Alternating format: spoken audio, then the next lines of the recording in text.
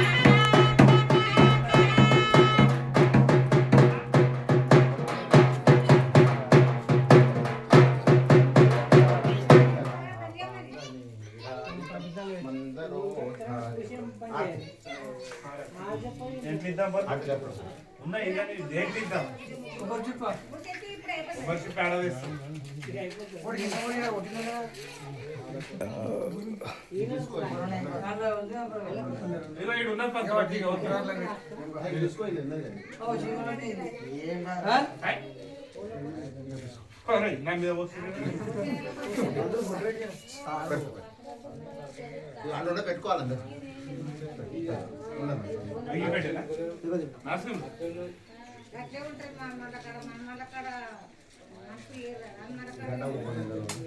విష్ణు అప్పుడు ఏమని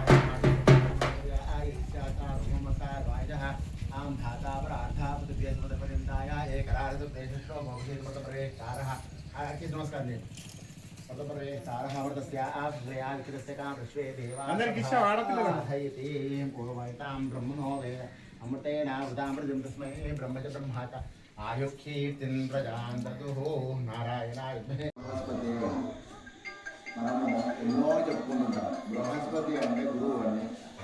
ఆ గురువు ఉన్నాడంటే మనకు అన్ని శుభాలే కలిగిస్తాడు. ఆయనంత ఉత్తమమైనటువంటి నవనాయకుల్లో ఇంకెవరు లేదు. మన గురుబలం బాగుంది అంటే అన్ని శుభాలే కలుగుతాయి. గురువు అట్లాంటి వాడు. అన్ని కార్యాలు ఏమి దిగాలన్నా మనం గురుబలం చూస్తున్నాం. మనం అలాంటిది ఈ సంవత్సరం అంతా గురువే రాజుగా ఉన్నదనుకో, రాజు మంచోడే అంటే పరిపాలన సుభిక్షంగా ఉంటుందని చెప్పేసి మనం నమ్మకం. అలాంటిది ఈ సంవత్సరానికి రాజు ఎవరయ్యారంటే గురువు అయ్యారు. మంత్రి ఎవరయ్యారు అంటే మంగళుడు, అంటే కుజుడు. కుజుడు మంత్రి అయింది. ఇప్పుడు మంత్రి సలహాలు ఇస్తున్నట్టు గురువు పాట. అలాంటిది ఇప్పుడు కొద్దిగా వాళ్ళిద్దరి మధ్యన విభేదాలు ఉంటే ఉంది.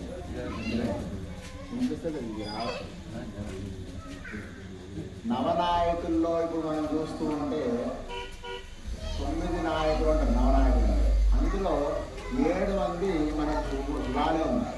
అంటే మంచి గ్రహాలు ఉన్నారు. అని చెప్తే వినడం ఉన్నారు. పాపగ్రహాలు ఎవరు లేవు, ఇద్దరే ఉన్నారు. అందుకని మనకు ఈ సంవత్సరం అంతా ఎక్కువ శుభగ్రహాలు ఉండడం వల్ల దేశంలో రాజులు పరిపాలన చేస్తారు. ప్రేమ, అభిమానము, ధర్మము, ఆచారము అన్ని పాటిస్తారు.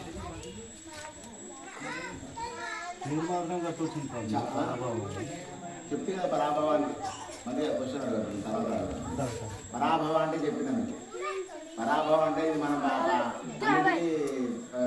అది ఓడిపోతామని కాదు. పరాభవం అంటే పర అభవ అని వస్తుంది. అందుకే మనం పరాభవం అంటే దుష్టులు మన దగ్గర ఉన్న అన్ని అది తెలియపోతే ఏం చెప్పాను మన దగ్గర ఏదో